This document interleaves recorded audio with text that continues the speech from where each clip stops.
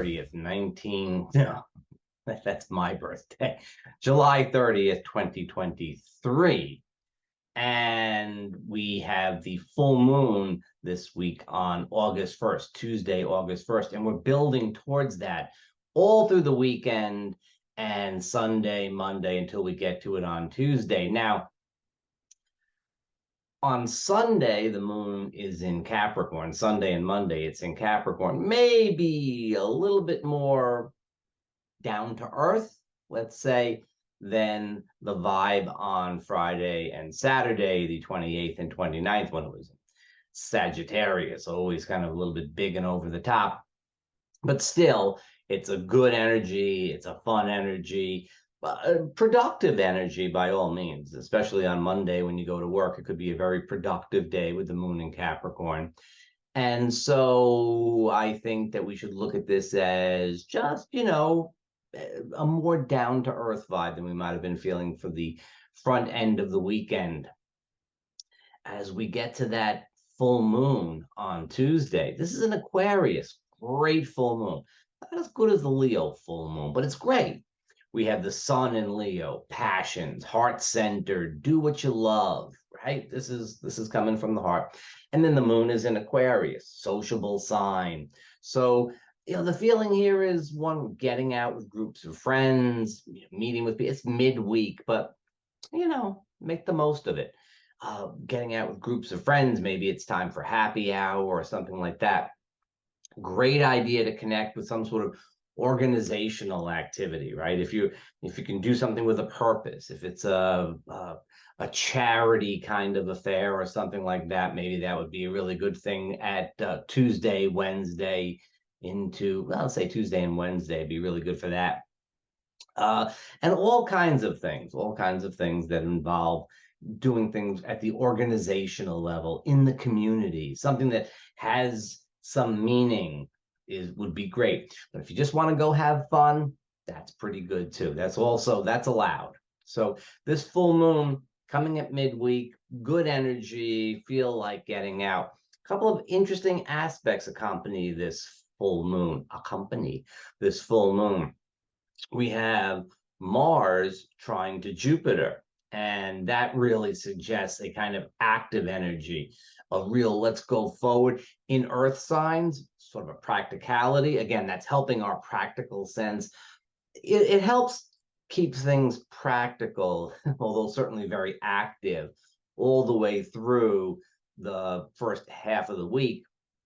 It's particularly good if you have something to do on a real like earthy level, just do some actual physical stuff. That's good. Also accompanying the full moon, we have Mercury opposite to Saturn. This is kind of a dicey aspect. It's usually one of those things where you don't want to ask for favor. This is not a good time to ask for time off. It's not really a favor to get time off, but some places they treat it like that. It's not a good time to go ask for a raise. It's not a good, well, Venus is retrograde, so not great for that. Anyway, it's not a really good time for dealing with anything where you have to sort of confront authority.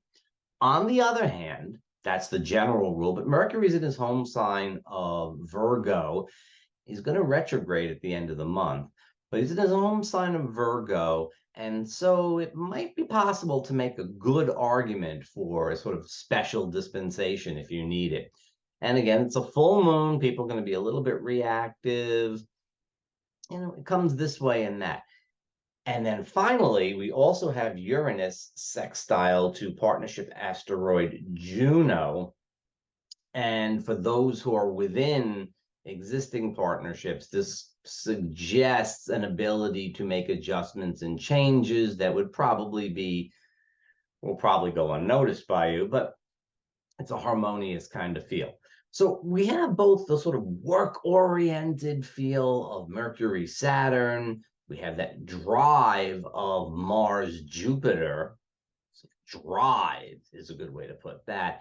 And we have the expansive sort of full moon lunacy, we could call it, all at work through the earliest part of the week, really through Tuesday. I would say this energy carries through all the way Wednesday, almost sort of touching into Thursday.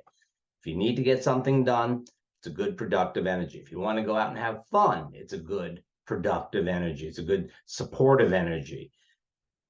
Basically speaking, everything is pretty good. If you feel a little conflict with authority or something like that, or you may be the authority figure that somebody's bringing the conflict to, it should be pretty okay. The other thing about that Virgo, Mercury, and Saturn in Pisces is that it's possible if you try to have a serious discussion about something on Monday or Tuesday, like at work, you got to have a serious discussion, come to some agreement about things. It could be easy to get lost, so to speak, not see the forest for the trees, get too lost in the details, not pick up on the big picture, especially with that high energy of the full moon. But the early part of the week is great. And you know what else is great? The end part of the week. As we approach the weekend, go through the last couple of days of the work week, the moon is going to be in Pisces. And that is it's still almost full. It's a good, flexible energy. Let serendipity rule. It should be fine. That lasts through, for most of us, that lasts through almost to Eastern time zone, almost to midnight, which changes Friday into Saturday. But pretty much everybody will get a nice little taste of that last bit of the void Pisces moon on Friday. And that's a great thing for going out and socializing and having fun too. Then late on Friday or earliest Saturday, the moon goes into Aries. And that's great, right? That's another aspect that has a lot of energy to it. And it's not technically an aspect, it's a placement that has a lot of energy to it. The moon is still more full than empty. And so there's a lot of energy, and even a waning Aries moon is ready to go forward, get things started, should make for kind of a fun Saturday. Now we're approaching an aspect that is not exact within the range of our forecast, but we'll be feeling it building Friday and Saturday. And that is the sun's square to Jupiter.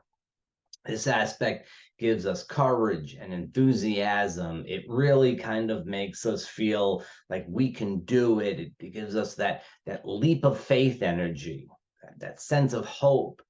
Really nice aspect. Some people will get a little full of themselves. It could be a little bit too much egotism involved. It could be a little hard to see other people's perspective. Some people will have that going on. Not you, but some people are going to have that going on. So there is a little bit of potential for, let's call it hyper egotism, getting in there late Friday, Saturday, and certainly when we get to Sunday. But that's in next week's forecast. And, so we're going to talk about it then.